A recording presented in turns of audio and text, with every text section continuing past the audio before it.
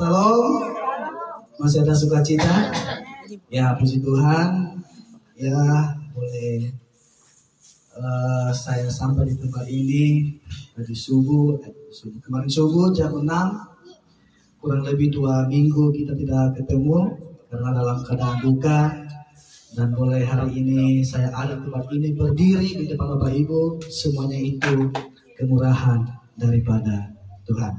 Baik, mari kita buka Alkitab kita.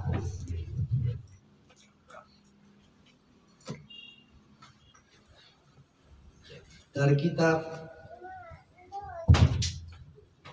Habakuk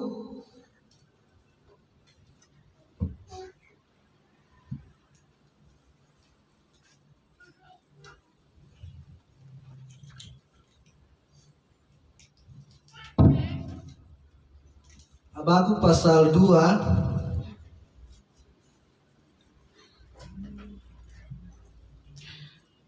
ayat 1 sampai yang ke-5. Habakuk pasal 2 ayat 1 sampai yang ke-5. Yang sudah ketemu katakan amin. Amin. Ya, kita akan baca secara bersama-sama. Saya ayat ganjil dan saudara Bapak Ibu di ayat 6. Judulnya, orang benar akan hidup oleh karena percayanya. Aku mau berdiri di tempat pengintaianku dan berdiri tegak di menara. Aku mau meninjau dan menantikan apa yang akan difirmankannya kepadaku dan apa yang akan dijawabnya atas pengaduanku. Lalu Tuhan menjawab aku, demikianlah, tuliskanlah penglihatan itu dan pikirkanlah itu pada supaya orang selalu mengatakan. Sebab penglihatan itu masih menanti saatnya, tetapi ia bersegera menuju kesudahannya dengan tidak menipu. Apabila berlambat-lambat, nantikanlah itu, sebab itu sungguh-sungguh akan datang dan tidak akan bertanggung. Sesungguhnya orang yang menyingkirkan badan tidak lurus hatinya, tetapi orang yang benar itu akan hidup oleh percayanya. Ayat 5 sama-sama. Orang sombong dan khianat dia yang melaga, tetapi ia tidak akan tetap ada. Ia mengadakan mulutnya seperti dunia orang mati dan tidak kenyang-kenyang seperti maut. Sehingga segala suku bangsa dikumpulkannya dan segala bangsa dihimpunkannya. Demikian pembacaan firman Tuhan pada hari ini. Berbahagia setiap kita yang baca, merenungkan firman Tuhan dan melakukannya dalam hidup kita sehari-hari. Salam. Salam. Ya, tema kita pada hari ini Bapak Ibu yaitu orang benar akan hidup oleh percayanya. Ya, orang benar akan hidup oleh percayanya. Bapak Ibu, tema ini adalah tema dari gereja saya, yaitu BNKP atau gereja suku kita Kenaan. Dan saya akan mencoba membawakan tempat ini, yang dimana kemarin juga saya khotbah, bahkan mereka mau saya lama-lama di sana untuk melayani, ya. Dan saya bilang bahwa tidak bisa. Ya, mungkin nanti tahun depan saya nanti akan lama-lama di Pulau Nias kalau Tuhan kehendaki. Amin. Jangan. Tidak amin. Haleluya. Nah, saudara, ada beberapa hal yang kita belajar dari kepribadian dan juga pelayanan Nabi Habakuk ini. Yang dimana yang pertama adalah Nabi Habakuk ini, dia berbeda dengan nabi-nabi yang lainnya. Yang dimana nabi ini adalah Habakuk tidak berkhotbah kepada bangsanya atau kepada bangsa-bangsa lain. Tetapi ungkapan hatinya atau perkataannya ditujukan hanya kepada Tuhan saja. Yang kedua adalah Habakuk bukan menyampaikan berita pengajaran atau khotbah, melainkan mengadukan berbagai persoalan yang sangat menekan jiwanya pada saat itu. Ya, tentang pemerintahan Tuhan atas bangsa-bangsa, termasuk juga bangsa Israel, umat Tuhan itu sendiri. Kalau kita lihat kitab Habakuk Bapak Ibu, dari pasal 1 sampai pasal 2 itu berisi dengan percakapan antara Habakuk sendiri dengan Tuhan. Tetapi kalau kita baca lagi di pasal 3 merupakan doa Habakuk berisi pujian syukur. yang indah sekali yang melukiskan penampakan atau kehadiran wajah Tuhan, atau kita kenal disebut dengan teofani. Ya, kalau kita baca Alkitab ya, saya percaya Bapak Ibu setiap hari baca Alkitab, buka Alkitab, amin. Sudah sampai di Habakuk? Amin. Haleluya, puji nama Tuhan. Nah, saudara-saudara, mari kita lihat yang kita baca dari Habakuk 2 ayat 1 sampai 5 ini. Kalau kita lihat, kalau kita baca pasal 2 ini dan pasal 1 ini tidak bisa dipisahkan. Ya, ini saling berhubungan. Kalau kita lihat intinya atau isinya pada pasal 1 itu adalah menyampaikan keluh kesahnya pada Tuhan tentang kekerasan dan ketidakadilan di Yehuda, bangsanya itu sendiri. Nah, kita bertanya, apa yang terjadi di sana? Apa yang terjadi pada masa itu? Yang terjadi adalah berbagai ketidakadilan, kekerasan, kejahatan, dan kekejaman. Itu yang terjadi pada masa itu. Dan itulah yang dialami oleh Nabi Habakuk ini. Di mana di pasal 2, pasal 1, pasal 2 itu menyampaikan keluh kesahnya hanya kepada itu. Karena bangsa Israel mengalami namanya ketidakadilan, kekerasan, kejahatan, dan kekejaman. Yang menjadi pertanyaan bagi kita adalah Bapak Ibu, apakah keadaan seperti ini yang dialami oleh bangsa Israel itu, apakah Tuhan membiarkan mereka atau tidak? Itu yang menjadi pertanyaan. Ini adalah pergumulan Nabi Habakuk. Kalau kita lihat, tampaknya itu Allah tidak peduli dengan bangsa Israel pada saat itu. Kenapa? Karena bangsa Israel itu dipenuhi dengan orang-orang yang tidak setia, orang-orang yang kafir. Itu kata Habakuk. Kalau kita lihat di pasal 1-nya Bapak Ibu, tampaknya itu Allah tidak peduli bagi bangsa Israel. Nah, bahkan kalau kita lihat pada pasal 1 ayat 5 sampai 11, di mana Allah mulai akan bicara dengan nada marah pada saat itu. Nah, kalau kita lihat lagi selanjutnya pasal 1 12 ayat 17, Habakuk mempertanyakan di mana letak keadilan Tuhan. Kenapa? Karena bangsa Israel pada saat itu sudah hidup sengsara. Kalau kita lihat nanti pasal 1 yang kalau kita baca nanti di rumah. Nah, pada pasal ini, pasal 2 ini, di mana Habakuk melakukan aksinya dalam menanti jawaban Tuhan. Apa itu? Mari kita lihat ayat 1. Aku mau berdiri di tempat pengintaianku dan berdiri tegak di menara. Aku mau meninjau dan menantikan apa yang akan difirmankannya kepadaku dan apa yang akan dijawabnya atas pengaduanku. Apa artinya di sini? Di sini Habakuk menggambarkan dirinya sebagai penjaga menara,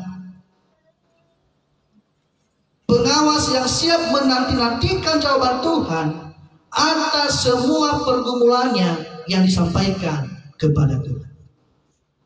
Ketika di pasal 1 tampaknya Allah tidak peduli, maka Habakuk melakukan sesuatu di mana dia berdiri tegak di menara seperti pengawas dan dia menanti-nantikan jawaban Tuhan atas pergumulan doa-doanya yang disampaikan kepada Tuhan. Dalam keyakinan yang kuat Bapak Ibu, seperti penjaga menara lah Habakuk terus berdiri dan terus menanti jawaban daripada Tuhan atas doa-doa permohonannya kepada Tuhan. Kalau kita lihat lagi, Habakuk tidak menyerah. Dia tidak pernah menyerah. Dia berdiri tegak, dia berdiri terus sampai Tuhan menjawabnya. Dia tidak pernah berhenti berdoa. Karena dia percaya, dia beriman, pasti Tuhan akan mendengar dan menjawab atas setiap pergumulan doanya yang disampaikan kepada Tuhan. Makanya dia berdiri, dia punya iman.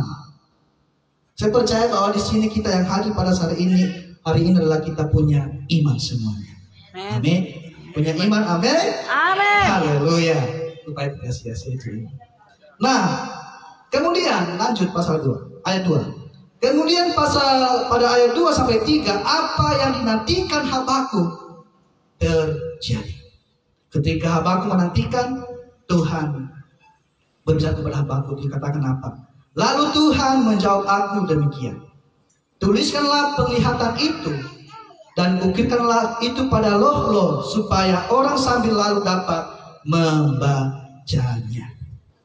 Jadi orang yang benar percaya dan setia menanti jawaban Tuhan atas doanya akan menerimanya pada waktu yang diatur dan tentukan oleh Tuhan. Amin. Amin. Itu yang menantikan jawaban Tuhan.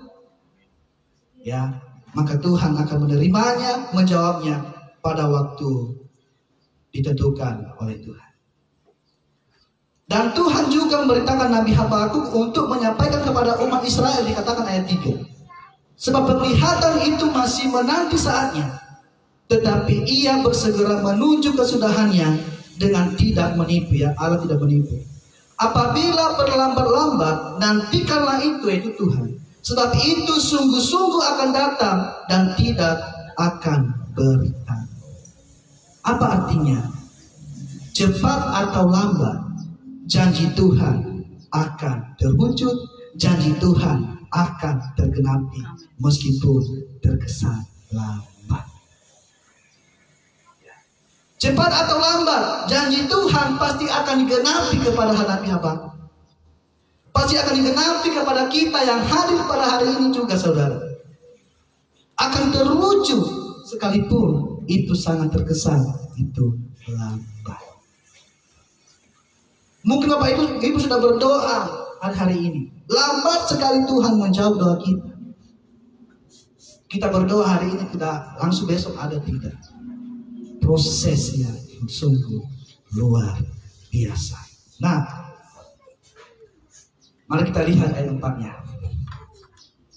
Di mana di ayat 4 ini Nabi Habakuk lagi memberikan reaksi atas jawaban Tuhan ini, bahwa dikatakan apa? Sesungguhnya orang yang membusukkan dada tidak lurus hatinya, tetapi orang yang benar itu akan hidup oleh percayanya. Kita lihat Nabi Habakuk ini adalah orang yang benar. Saya percaya juga kita yang hadir pada hari ini adalah orang yang benar. Bukan berarti tidak berdosa, ya pasti berdosa. Nah, ada beberapa poin yang saya susun di tempat ini. Apa pengajaran Tuhan melalui tema ini? Ya, tema kita adalah orang benar akan hidup oleh percaya. Yang pertama adalah pertumbuhan iman berbarengan dengan terpaan kekhawatiran hidup. Sekali lagi, pertumbuhan iman berbarengan dengan terpaan kekhawatiran hidup. Itu pasal 1. Saudara-saudara, baik pada pasal 1 maupun pasal 2 ini dilukiskan betapa Nabi Habakuk mengalami kekhawatiran yang amat sangat. Kenapa? Karena akibat berbagai pengalaman pahit yang dialami umat Israel pada saat itu. Bukan berarti kita adalah orang beriman, bukan berarti tidak mengambil lagi namanya kekhawatiran, ketakutan. Bahkan kita akan mengalami terus-menerus itu, meskipun kita adalah orang beriman. Adapun yang paling kuat menimbulkan rasa khawatir dan takut dalam diri Habakuk adalah kenapa Tuhan mengizinkan berbagai ketidakadilan. Dia khawatir, dia takut kenapa Tuhan mengizinkan berbagai ketidakadilan, kekerasan, padahal kami adalah orang beriman, orang benar. Tentu kita juga sering mempertanyakan itu kepada Tuhan. Saya sudah rajin pelayanan Tuhan, setia beribadah, tepat waktu datang beribadah. Kenapa Tuhan mengizinkan berbagai masalah yang kami alami dalam keluarga? Saya beriman kepada Tuhan, saya baca Alkitab, saya berdoa. Kenapa Tuhan mengizinkan berbagai masalah kepada saya? Mungkin sering itu kita pertanyakan kepada Tuhan. Bahkan saya juga pun ketika saya meninggal, kenapa Tuhan? Kenapa Tuhan? Kenapa dan kenapa? Kenapa dan kenapa? Ketika saya meninggal, saya sampai di Jakarta hari Senin, hari Sabtu dia meninggal. Saya menyalahkan Tuhan, betul, secara manusia. Karena kenapa? Karena tidak mengerti kebenaran firman Tuhan pada saat itu. Ketika saya meninggal, ya saya tidak lagi menyalahkan Tuhan. Karena manusia adalah kita atau orang tua saya, itu adalah milik Tuhan. Firman Tuhan berkata dalam Roma dikatakan, baik hidup atau mati, kita adalah milik Tuhan. Jadi kalau ada yang meninggal, gak usah khawatir, bersukacita saja. Amin. Nah, saudara-saudara, tentu situasi yang dialami oleh Nabi Habakuk ini, saudara, kejahatan, penindasan, penganiayaan, itu tidak mudah, ya. Karena penindasan yang begitu beratnya dialami Israel. Habakuk mempertanyakan, di manakah Tuhan? Di pasal 1 kalau kita lihat, di manakah Tuhan? Kenapa Tuhan itu diam? Kenapa Tuhan tidak menolong? Kami mengalami yang namanya penindasan. Di manakah Tuhan? Di manakah letak keadilan Tuhan? Tuhan pasti mendengar. Yang menjadi pertanyaannya adalah, kenapa Tuhan tidak menjawab Nabi Habakuk di pasal 1 itu? Kenapa di pasal 2 dia menjawab Nabi Habakuk? Ya. Kalau kita lihat bagaimana cara Habakuk untuk melawan rasa gelisah, rasa khawatir dan takut ini, dia nyatakan dalam pasal 2 ayat 1 dikatakan apa? Habakuk menempatkan dirinya sebagai penjaga. Ternyata kalau kita lihat, iman Nabi Habakuk ini adalah berjalan, bertumbuh dan berbarengan dengan berbagai kekhawatiran hidup yang dialami. Iman Habakuk berkembang dan bertumbuh di saat rasa gelisah, khawatir dan rasa takut itu menghantui dirinya sendiri. Ya, kenapa kita orang beriman mengalami namanya kekhawatiran, ketakutan? Karena Tuhan tahu sampai di manakah iman kita. Itu yang Tuhan perhatikan. Apakah kita meninggalkannya saat kita mengalami kekhawatiran, ketakutan, pergumulan, atau duka cita? Apakah kita beriman kepada Dia, kita berharap kepada Dia, atau tidak? Itu bagi orang-orang yang beriman. Nah, Bapak Ibu, ini adalah pelajaran rohani yang begitu kuat bagi kita. Rasa gelisah, khawatir, dan ketakutan itu sebenarnya adalah sesuatu yang wajar bagi manusia.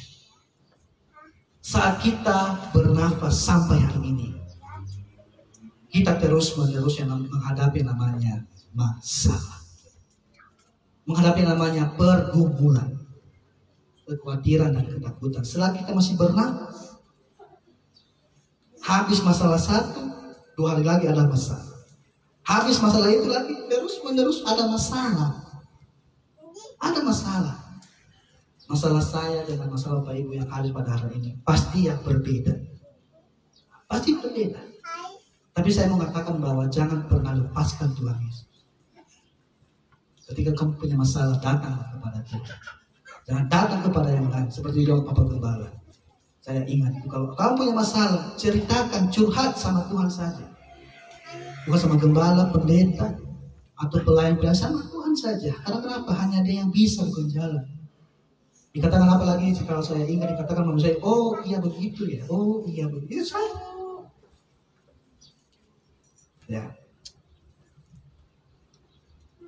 Ya, mari kita belajar dari Nabi Habakuk ini, saudara. Hidup beriman bukan berarti tanpa kekhawatiran, tetapi iman itu lahir dari pergumulan kita dan ketika kita mengalami banyak kekhawatiran. Disitulah iman kita bertumbuh. Saat ada pergumulan, saat ada ketakutan dan kekhawatiran. Bahkan iman yang sesungguhnya berasal dari perjuangan ketika menghadapi terpaan, kegelisahan dalam hidup kita.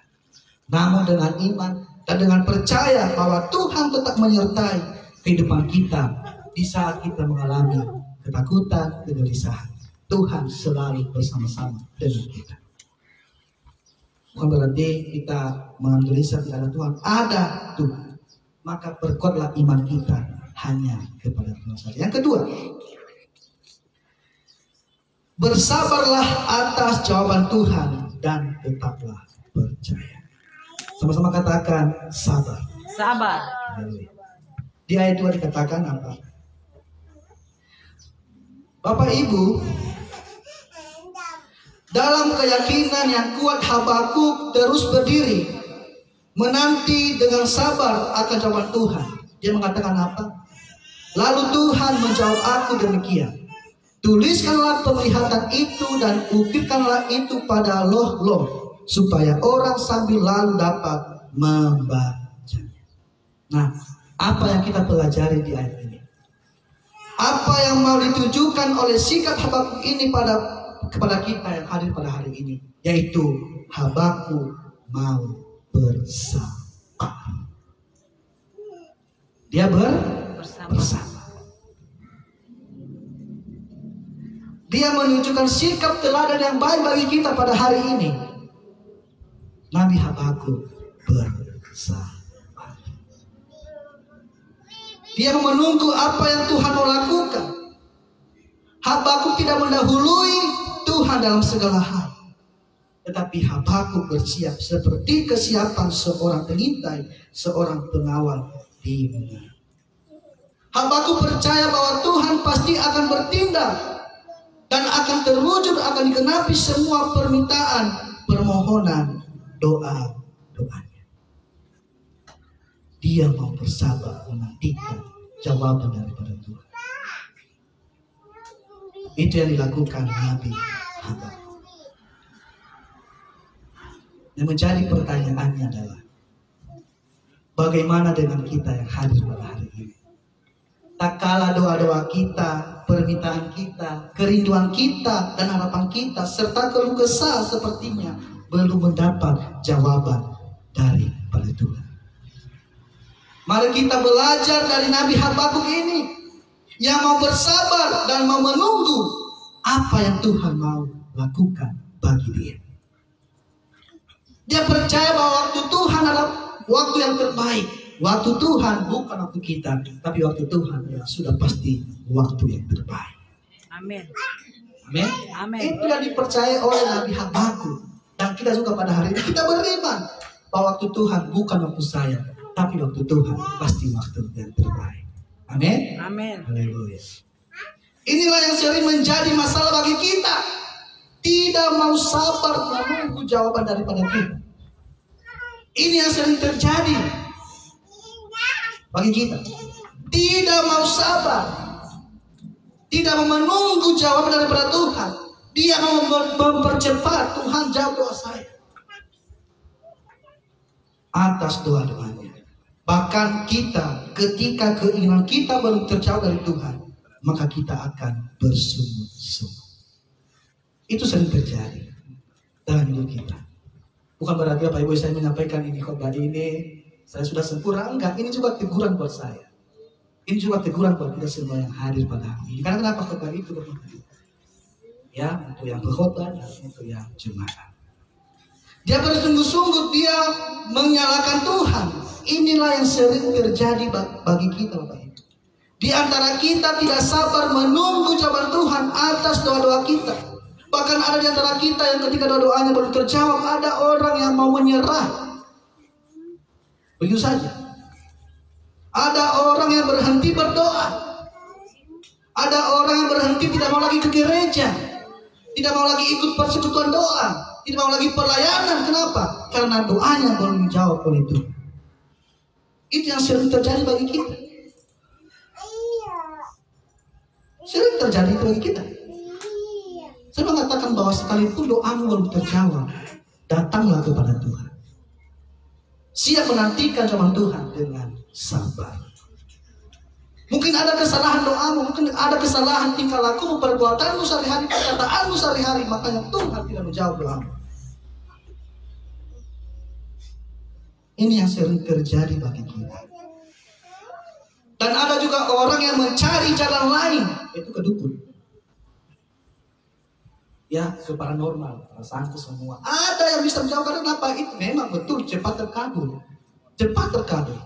Tapi resikonya tinggi sekali. Kami sudah pernah begitu Pak Ibu mengelar firman Tuhan waktu itu. Waktu bapak saya ini sakit. Ada kedukung, betul kami kedukung. Nama juga, ya maaf. Pernah. Ya, saya mengatakan bahwa ketika bapak saya dia mundur dari pelayanan, besoknya dia sakit. Ada orang begitu sama kita juga. Ada masalah, ada doa untuk saya berhenti melayani Tuhan. Apa yang terjadi? Masalah terus.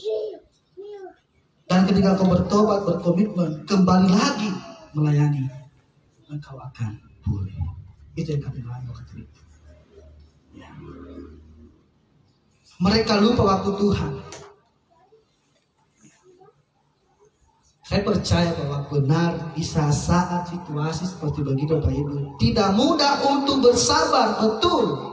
Kita manusia, bukan robot. Betul. Saya percaya itu. Saya juga demikian mengalami hal demikian. Tidak mudah untuk bersabar dalam menghadapi persoalan dengan berbagai pertanyaan. Dalam pikiran kita, dalam hati kita, bisa saja karena didorong oleh rasa emosi yang tinggi terhadap Tuhan. Mari kita belajar dari teladan Habakuk ini, bahwa sekalipun jawaban Tuhan terkesan terlambat, bersabarlah. Karena jawaban Tuhan itu akan datang pada waktu yang tepat menurut ukuran Tuhan, bukan menurut ukuran manusia. Amin. Amin. Nah, itulah ciri-ciri orang benar akan hidup oleh percayanya, yaitu beriman, bersabar, dan menunggu jawaban daripada Tuhan sekalipun terkesan terlambat. Mungkin yang hadir pada hari ini, mungkin doa-doanya belum terjawab. Saya katakan bahwa bersabar. Waktu Tuhan pasti waktu yang terbaik. Amin. Amin. Amin. Yang ketiga, Tuhan tidak membiarkan orang percaya diperlakukan semena-mena. Jauhkanlah busuk dadamu. Ayat 4a. Sesungguhnya orang yang membusukkan dada tidak lurus hatinya. Sampai situ dulu. Kalau kita lihat saudara, Habakuk membedakan orang benar dan orang yang busuk dada. Yang menjadi pertanyaan, siapakah itu orang yang busuk dada? Tuh. Ya, ini sudah terjawab sudah. Masa lagi saya jawab?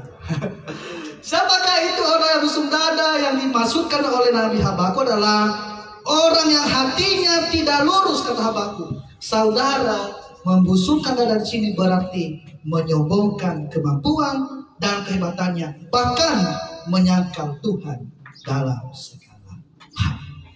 Itu yang busuk dada. Itu adalah orang sombong. Orang sombong itu kadang-kadang tidak membutuhkan lagi Tuhan. Ya. Mereka ini tidak tahan menghadapi ujian, cobaan iman. Di saat-saat seperti itu mereka akan pasti menyangkali imannya. Dan juga orang yang busuk dada ini, saudara, dikatakan besar kepala.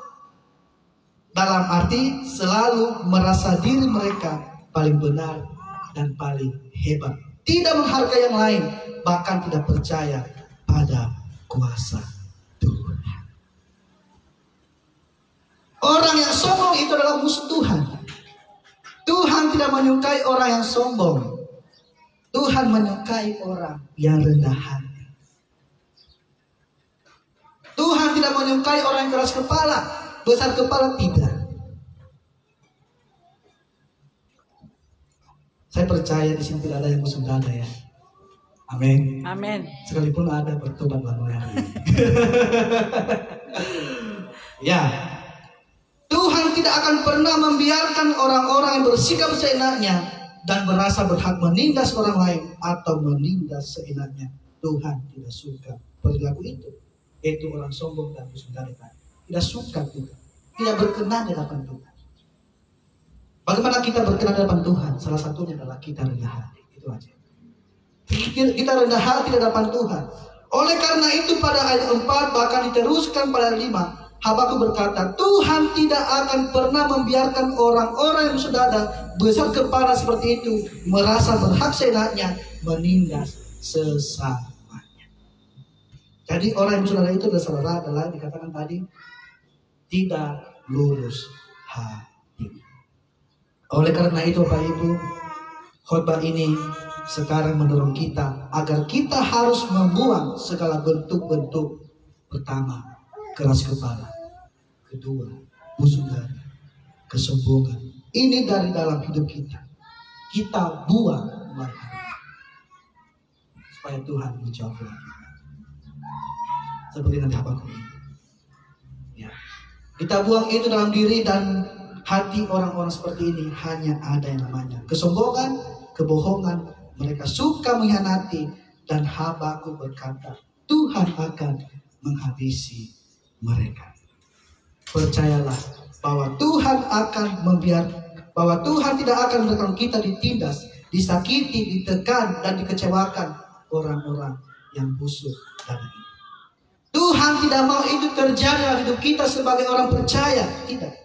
Apapun pergumulan kita dan tekanan hidup, jangan pernah meninggalkan Tuhan dan tetap merendahkan diri di hadapan Tuhan. Mari kita bawa keluh kesah kita hanya kepada Tuhan seperti yang dilakukan oleh Nabi Habakuk ini. Dan nantikanlah pertolongan Tuhan dan hiduplah jadi berkat bagi sesama. Yang terakhir, poin yang keempat, yang terakhir, sangat-sangat terakhir. Mari menjadi orang benar dan hidup oleh percaya. 4B dikatakan apa? Ya, sama-sama. 1, 2, 3. Tetapi orang yang benar itu akan hidup oleh percaya. Ya, orang benar itu akan hidup oleh percaya. Orang benar ini siapa? Orang benar ini adalah orang yang mau bersabar, menunggu campur tangan Tuhan atas setiap persoalan hidupnya.